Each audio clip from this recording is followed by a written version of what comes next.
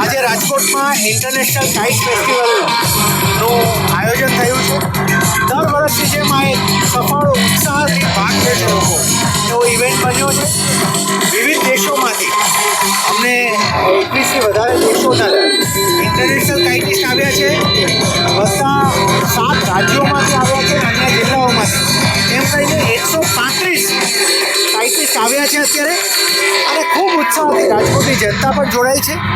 અને આજે આ જે સેલિબ્રેશનનો માહોલ થયો છે, અમે ટુરિઝમ કોર્પોરેશનનો પણ ખૂબ આભાર માનીએ છીએ કે એમના સંયુક્ત ઉપક્રમે રાજકોટ મહાનગરપાલિકા અને ટુરિઝમ કોર્પોરેશનના સંયુક્ત ઉપક્રમે ખૂબ સફળ રહ્યું છે. લોકો ખૂબ જોડાયા છે.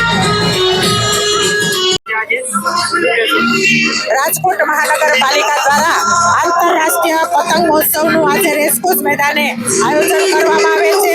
આ આંતરરાષ્ટ્રીય પતંગ મહોત્સવની શરૂઆત માનનીય વડાપ્રધાન નરેન્દ્રભાઈ મોદીએ કરેલી હતી. ત્યારથી લઈને આજ સુધી આ પતંગ મહોત્સવ અવિરતપણે ઉજવાઈ રહ્યો છે. આજે ભૂપેન્દ્રભાઈ પટેલ જ્યારે મુખ્યમંત્રી તરીકે ગુજરાતનું શાસન ચલાવે છે, ત્યારે આ પરંપરા છે એ આજ સુધી જળવાઈ રહી છે.